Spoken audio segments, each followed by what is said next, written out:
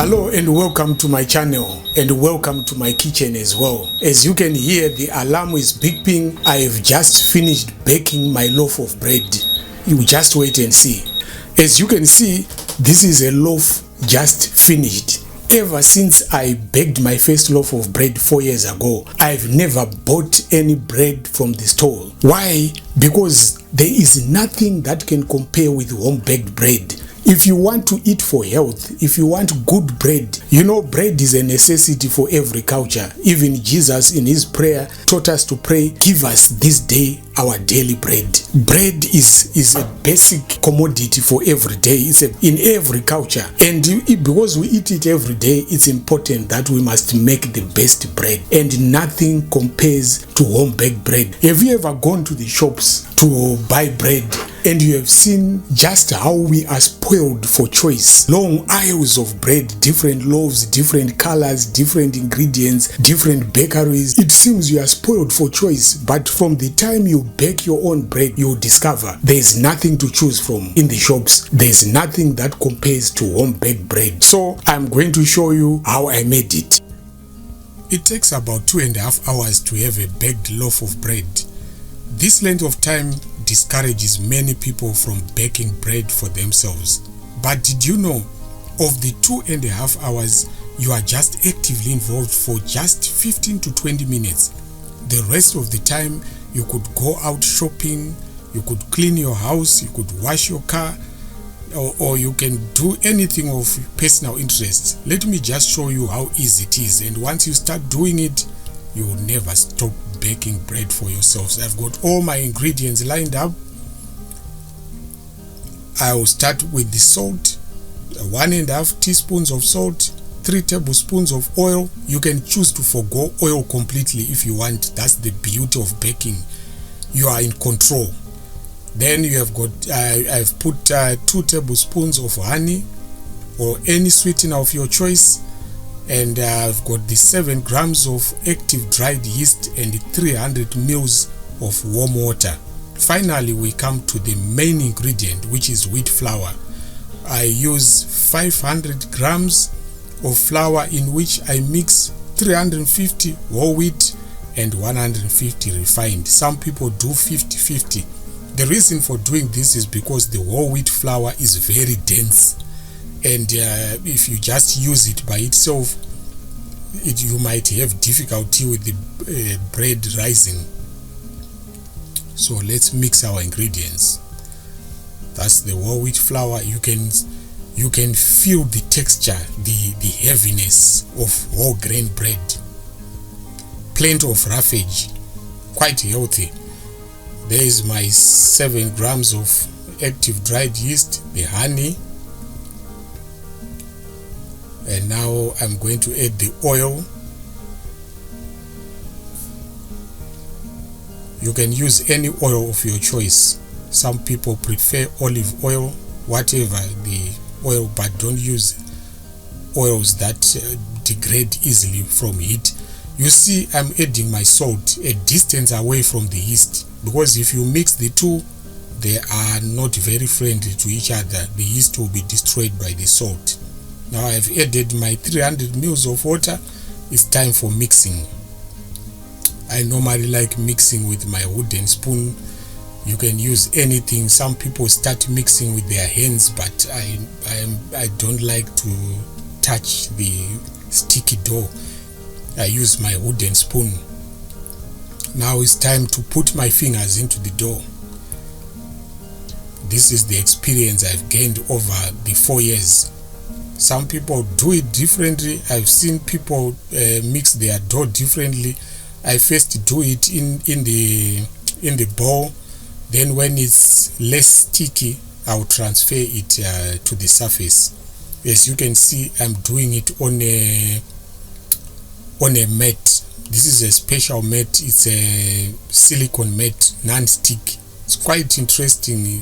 I enjoy working on this surface. It doesn't stick. So I'm now kneading my dough. Some people have asked me the question, how long do you do the kneading? I can give you what I've discovered. If you do this 55 times, your dough will be fully done. I've checked it a number of times. Up to 55 times, your dough is fine. If it takes you a short time, that's okay. I can't give a definite time to say so many minutes. Now, if you press your dough and it springs up, it means the gluten is fully formed and your dough is ready to rest, and you leave it for an hour. I normally like applying a film of oil on top of my dough to prevent evaporation and hardening of the outer surface. So I smear some oil, then you cover it.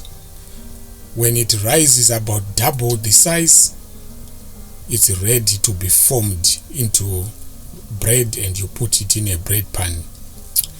So after 1 hour or about 45 minutes, it will have risen to double the size. So you press the excess air out of the dough, you press it, you flatten it to take all the air out,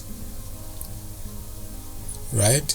Then you roll it into the shape of bread, the size of the bread pan. I've now experience of doing it, so when I fold it like this, I already know the size I'm trying to achieve. It should fit into the bread pan.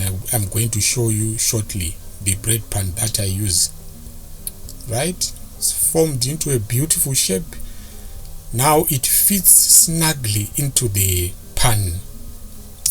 So I'm just pressing it to make sure it's the same height throughout. So it is going to rise in 1 hour. When you see it an inch above the edge of the bread pan, it means it's ready for baking. Right after waiting 1 hour, my bread is finally ready. You can see I'm standing holding my beautifully baked whole wheat bread. And I've been baking for the past 4 years. I haven't bought any commercially produced bread because you can't stand the taste after you've eaten home baked bread. Now I just want to tell you the reasons why I would prefer to bake my own bread. Reason number 1, commercially produced bread has too much salt or sodium. Number 2, calcium propionate and potassium sorbate. These are the popular preservatives put in the bread to prevent molds in the bread. Honestly, I don't need these business ingredients in my bread, so I would rather bake my own bread. Number 3, there are processing aids they put in the bread, like dough modifiers, bread improvers. I don't need all these things. Number 4, emulsifiers like mono and diglycerides or fatty acids. I don't need these things. Those E numbers that you see on the label. I would rather bake my own bread and eat it as close to natural as possible. Now let's take a look at my beautiful health-giving whole grain bread. It's quite tasty, it's chewy, and will take you for hours before you start feeling hungry. God made these grains, the seeds, to be consumed whole.